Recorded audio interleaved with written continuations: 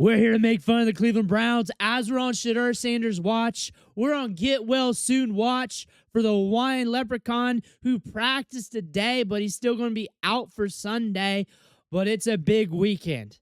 Biggest weekend of the year because there's a lot at stake. More than just Shedeur Sanders, but also draft capital, how they're going to build this team, what's at stake going forward for the rest of the season.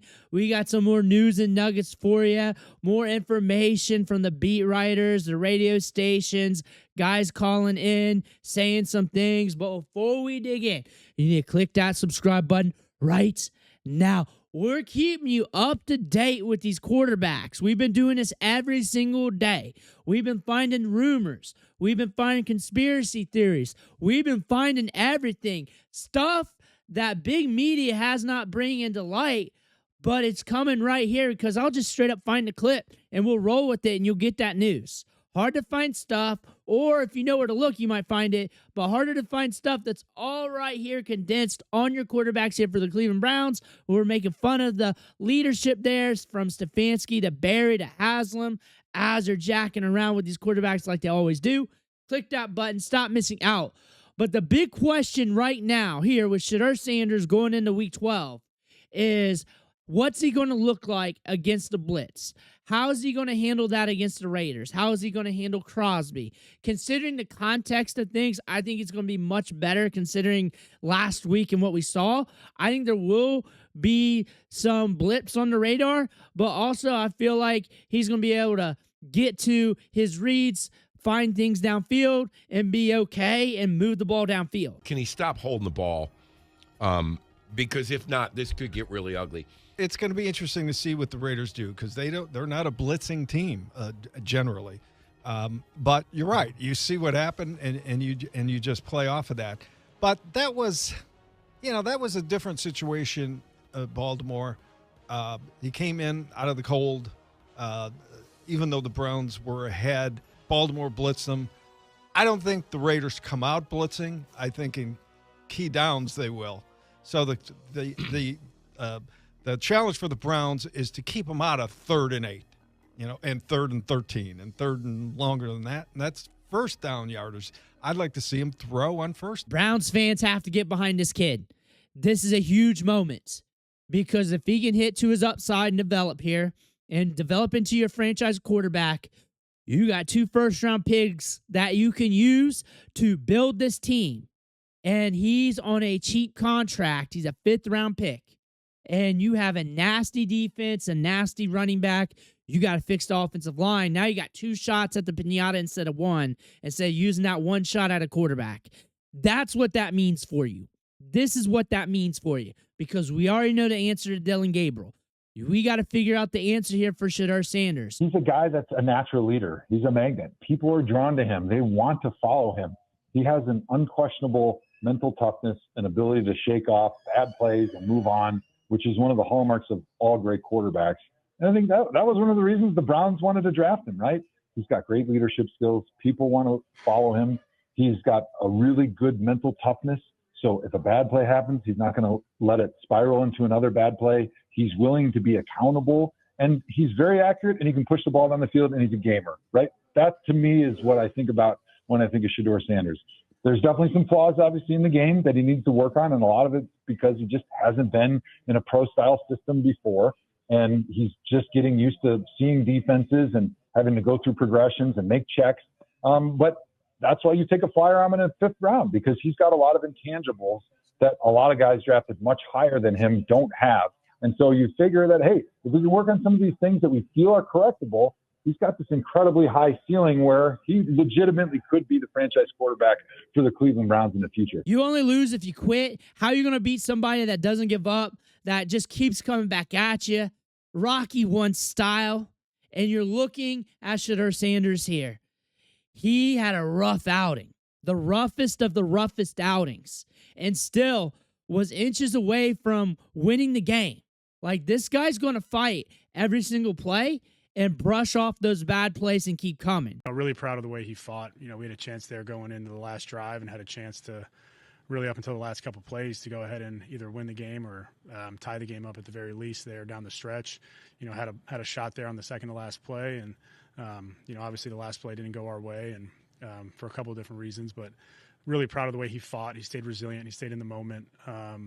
Gave us a chance to win the game at the end of the game, and we'll look forward to coming through on those opportunities down the stretch. Make him feel comfortable. What are the things that you feel like he excels at? That drive starter, right? He threw a big in cut to Harold that really got us into position. And in 2 minutes, you're always looking for a chunk at some point to kind of get the drive going and get you in position to have success down the stretch. So we're going to tailor it to what he's comfortable with, tailor what he's confident in.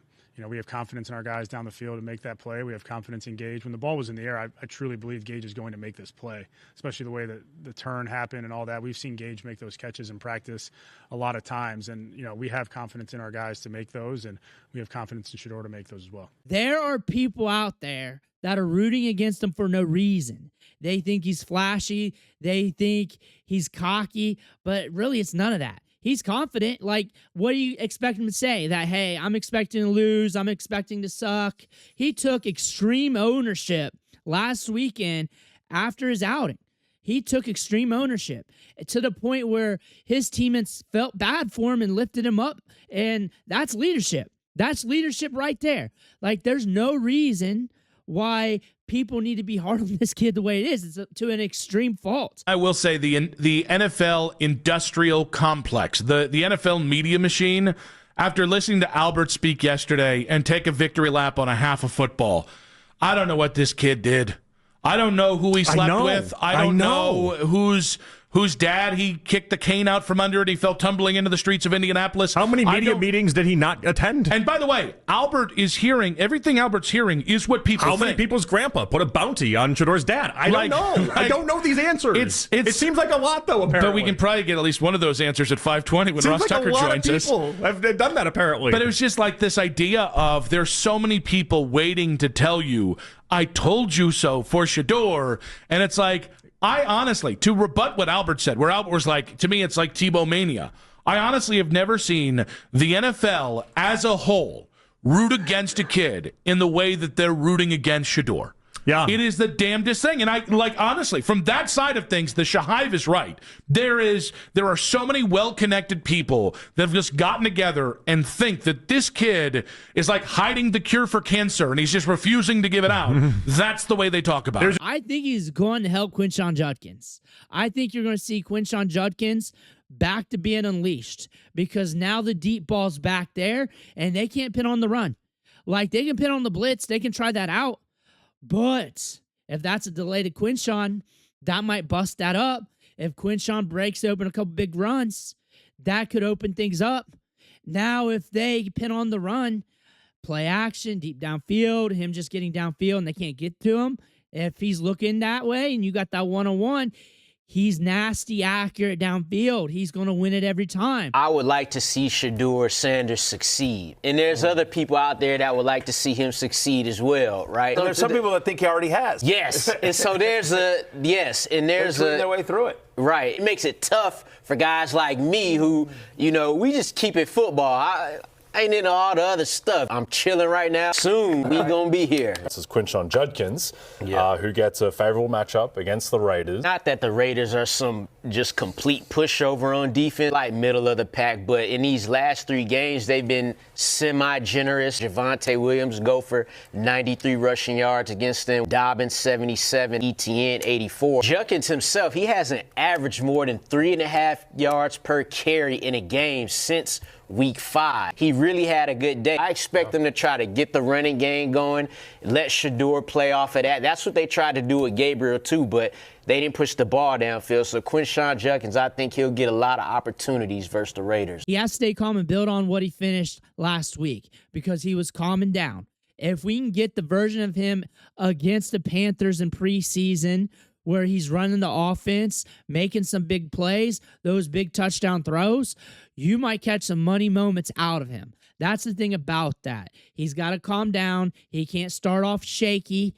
We have to be in the moment here, and we have to be patient. Look for our checkdowns. I think Shedeur Sanders is going to be a very good quarterback, and I would like to give him a chance, but I'm like, if we go throw him in there, Hopefully he's going to throw some more of these deep passes, like just to speed outs. He's not going to throw errant passes all the time, like some of Dillon's doing. Like I'm like, Dillon, come on, you're not throwing interceptions, but god damn it, hit me with a good out route. You know what I'm saying? And just hit him in the chest, so then we can keep walking forward. Like he's throwing a couple of them, but like it just doesn't look as fluid to me. And I think Shedeur is way better at being able to throw some of those passes. So I'm like, now if he gets in there, he doesn't still have the line. We don't really have the outside weapons. We do have tight ends good. Like hopefully we can get the run game right, but it doesn't look like a position that is going to be in any quarterbacks to look too successful right now. And also the coaching has to be right.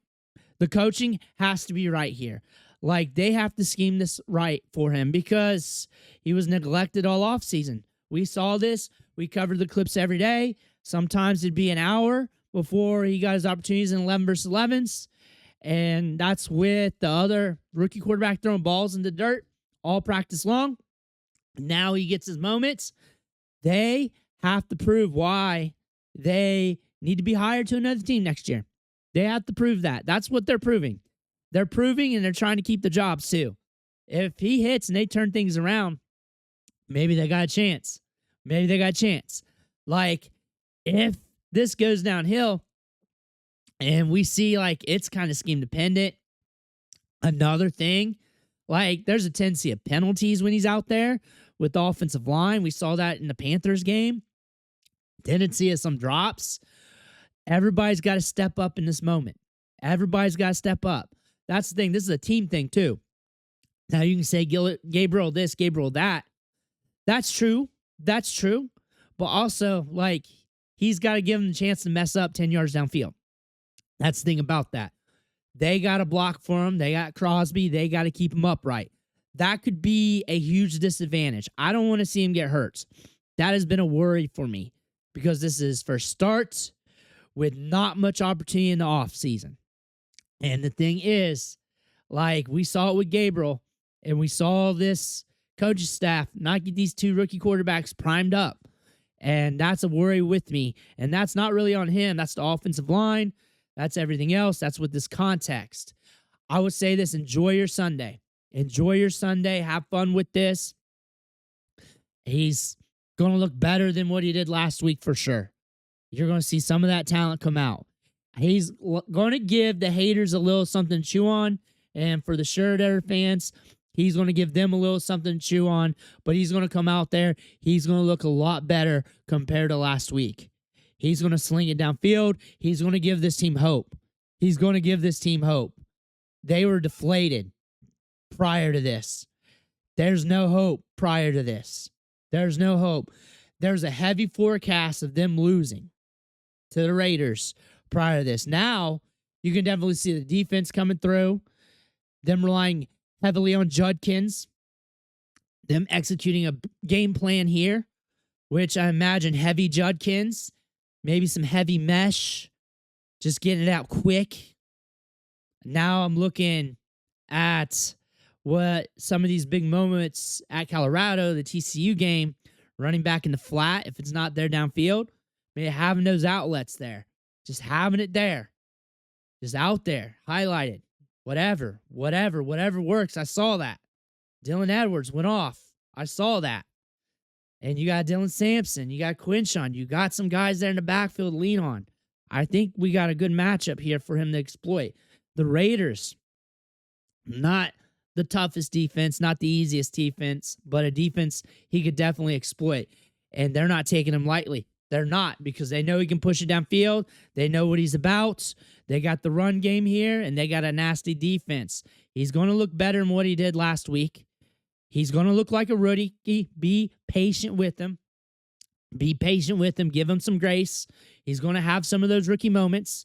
Give all rookies grace. He's a young player, but he's going to show some of that talent this week. You're going to see some of that out on the field against the Raiders. The Browns have a chance to win this one. They got a good chance. As long as they don't make mistakes, I'm talking offensive line, as long as they keep him upright and they allow him to work, he's going to start calming down even more from what we saw last week and against the Panthers, and you're going to start seeing him cook a little bit. As long as everybody does their job and they step up a little bit, he's a rookie. This is his first outing. I expect him to look like a rookie. I'm going to be patient with him. I expect you all to have a good time and watch this game. Let me know what you think in the comments below. I want to hear about that. Make sure to hit that subscribe button on the way out. One thing for watching.